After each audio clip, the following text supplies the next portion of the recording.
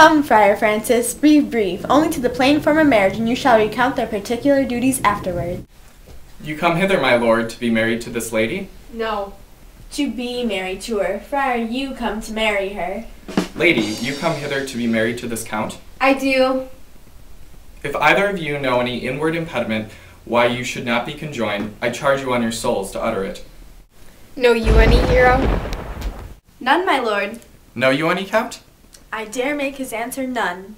Oh, what men may do, what men dare do, what men daily do, knowing not what they do. How now, interjections? Why, then some be of laughing as ah, he, ha. Stand thee by, friar. Father, by your leave, will you with free and unconstrained soul give me this maid your daughter? As freely son as God to give her me. And what may I to give you back, whose worth may counterpoise this rich and precious gift? Nothing unless you render her again. Sweet prince, you learn me noble thankfulness. There, Leonato, take her back again. Give not this rotten orange unto your friend. She is but the sign and semblance of her honor. Behold how like a maid she blushes here. Oh, what authority and show of truth can cunning sin cover itself withal? Comes not that blood as modest evidence to witness simple virtue? Would you not swear, all you that see her, that she were a maid by these exterior shows? But she is none. She knows the heat of a luxurious bed. Her blush is guiltiness, not modesty. What do you mean, my lord? Not to be married, not to knit my soul to an approved wanton. Dear my lord, if you in your own proof have vanquished the resistance of her youth, and made defeat of her virginity. I know what you would say. If I have known her, you will say she did embrace me as a husband, and so accentuate the forehand sin. No, Leonato. I never tempted her with word too strong, but, as a brother to his sister, showed bashful sincerity and comely love. And seemed I otherwise to you? Out on thee seeming. I will write against it. You seem to me as Diane in her orb, as chaste as a bud ere it be blown. But you are more intemperate in your blood than Venus, or those pampered animals that rage in savage sensuality. Is my lord well, that he doth speak so wide? Sweet prince, why speak not you? What should I speak? I stand dishonored that I've gone about to link my dear friend to a common stale. Are these things spoken, or do I but dream? Sir, they are spoken, and these things are true. This looks not like a nuptial. True! Oh, God! Leonato, stand I here? Is this the prince? Is this the prince's brother? Is this face hero's? Are our eyes our own? All this is so, but what of this, my lord? Let me but move one question to your daughter, and by that fatherly and kindly power that you have in her, bid her answer truly. I charge thee so, as thou art my child. Oh, God, defend me! How am I beset? What kind of catechizing call you this? To make you answer truly to your name! Is it not Hero who can blot out that name with any just reproof? Marry that can Hero! Hero himself can blot out Hero's virtue! What man was he talked with you yesternight out at your window betwixt 12 and 1? Now if you're a maid, answer to this. I talked with no man that hour, my lord. Why then, are you no maiden? Leonato, I'm sorry you must hear. Upon mine honor, myself, my brother, and this grieved count did hear her, see her at that hour last night, talk with the ruffian at her chamber window, who hath indeed most like a liberal villain, confess the vile encounters they have had 1,000 times in secret. Fie, they are not to be named, my lord, not to be spoke of. There is not chastity enough in language without offense to utter them. Thus, pretty lady, I am sorry for thy much misgovernment. O hero, what a hero hadst thou been, if half thy outward graces had been placed about thy thoughts and the counsels of thy heart. But farewell, most foul, most fair. Farewell, thy pure impiety and thy impious purity. For thee I'll lock up all the gates of love, and on my eyelids shall conjectures hang, that all to make all beauty into thoughts of harm, and never shall it more be gracious. Hath no man's dagger here a point for me? How now, cousin, wherefore sink you down? Come, let us go. These things thus come to light, smother her spirits up. How doth the lady? Dead, I think. Help, uncle, help! Hero, why hero? Uncle, Signor Benedict, friar! O fate, take not away thy heavy hand, for shame is the fairest cover that may be wished for. How now, cousin Hero? Have comfort, lady. Dost thou look up? Yea, wherefore should she not? Wherefore, why doth not every earthly thing cry shame upon her? Could she here deny the story that is printed in thy blood? Do not live, hero, do not ope thine eyes.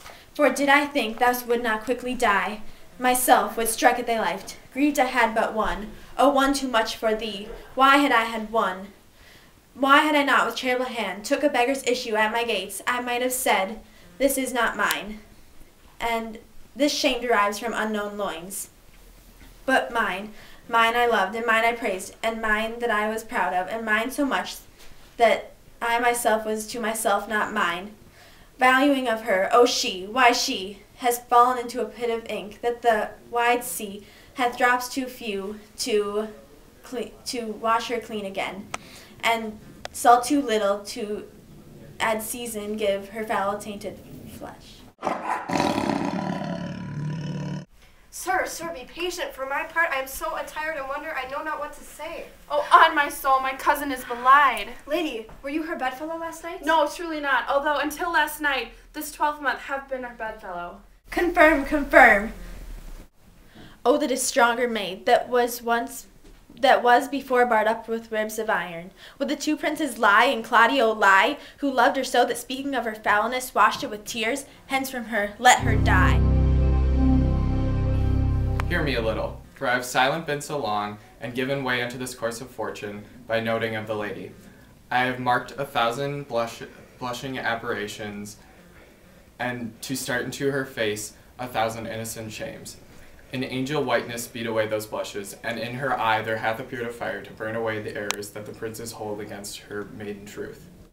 Call me a fool. Trust not my reading nor my observations, which with the experimental seal doth warrant the tenor of my book. Trust not my age, my reverence, calling, nor divinity, if the sweet lady lie not guiltless here under some biting error. Friar, it cannot be. Thou seest all the grace that she hath left. Is that she will not add to her damnation a sin of perjury? She not denies it. Why seekest thou then to cover with excuse that which appears in proper nakedness? Lady, which man is it that you are accused of? They know that you accuse me, I know of none. If I know more of any man alive than which maiden modesty doth warrant, let all my sins lack mercy, O my father, prove you that any man with me conversed at hours unmeet, or that I yesternight maintain a change of words with any creature, refuse me and hate me and torture me to death. There is some strange misprison in the princes. The two of them have the very bent of honor, and if their wisdoms be mizzled in this, it be in the practice of Don John the Bastard, whose spirits toil in the spirit of villainies. I know not. If they speak but truth of her, these hands shall tear her. If they wrong her honor, the proudest of them shall well hear of it. Time hath not yet so dried this blood of mine, nor age eat up my invention, nor fortune made a havoc of my means, nor my bad life reft me so much of friends. And they shall find, awakened in such a kind, both strength of limb and policy of mind, ability and means and choice of friends to acquit me of them thoroughly. Pause a while, and let my counsel sway you in this case. Let her a while be secretly kept in, and publish it that she is dead indeed. Maintain a mournful ostentation, and hang mournful epitaphs, and do all rites that appertain unto a burial. What shall become of this? What will this do? Mary, this well carried, shall on her behalf change slander to remorse. She, dying as it will must be maintained, shall be lamented, pitied, and excused of every hearer. So will it fare with Claudio. When he shall hear that she died upon his words, the idea of her life shall sweetly creep into his study of imagination and every lovely organ of her life. Then shall he mourn, if ever love had interest in his liver, and wish he had not so accused her, let this be so. But if all aim this level be so levelled false, the supposition of the lady's death will quench the wonder of her infamy. And if it sort not well, you may conceal her, as it befits her wounded reputation. Signor Leonardo, let the friar advise you. As you know, my love and inwardness is much unto Claudio and the prince, yet, by my honor, I will deal with this as secretly and justly as my soul as with my body. Being that I flow with grief, the smallest twine may lead me. 'Tis well consented, presently away, for two strange sores strangely they strain for the cure. Lady, die to live. This wedding day is perhaps but prolonged. Have patience and endure.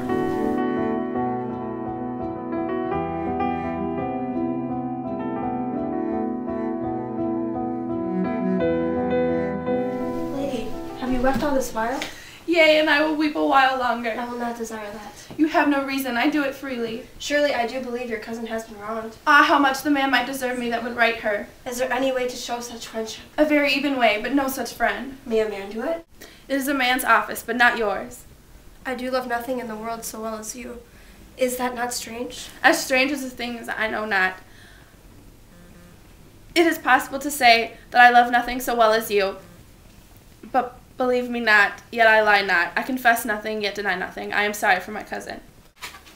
By my sword, Beatrice, thou lovest me. Do not swear and eat it. I will swear that you love me, but make him eat it that swears that I love thee not. Will you not eat your words? With no sauce that I can devise to it, I protest I love thee. Why then God forgive me. For what offense, sweet Beatrice? You have stayed me in a happy hour. I was about to protest I loved you. And do it with all thy heart. I love you with so much of my heart that none is left to protest. Come, bid me to do anything for thee. Kill Claudio. Ha! Not for the wide world. You kill me to deny it. Farewell. Tarry, sweet Beatrice. I am gone though I am here. There is no love in you. Nay, I pray you, let me go. Beatrice. In faith, I will go. We'll be friends first? You dare easier be friends with me than fight mine enemy? Is Claudio thine enemy? Is he not approved and hight a villain that hath scorned, slandered, and dishonored my kinswoman? Oh, that I were a man! But what bear her in hand until they come to take hands, and then with public accusation, uncovered slander, unmitigated rancor, oh God, that I were a man, I would eat his heart in the marketplace. Hear me, Beatrice. Talk with the man out a window, a proper saying. But Beatrice. Sweet hero is undone, she's wronged, she is scorned. Princes and counties, a princely testimony, a goodly count compact, a sweet gallant surely. Oh, that I were a man for his sake, or that I had a friend that would be a man for my sake. But man is melted into curtsies, valor into compliment, and men are tongues, and trim ones too. He is now as valiant as Hercules, who tells a lie and swears it. I cannot be a man with wishing, therefore I will die a woman with grieving. Tarry, good Beatrice, I swear I love thee. Use it for my love some other way than swearing by it. Do you know in your soul that Claudio hath wronged Hero? Yea, as sure as I have a thought or a soul. Enough. I am engaged. I will challenge him. I will kiss thy hand and leave thee. And Claudio, by this hand shall render me a dear account. As you hear me, so think of me. Go comfort your cousin. I must swear that she is dead, and so farewell.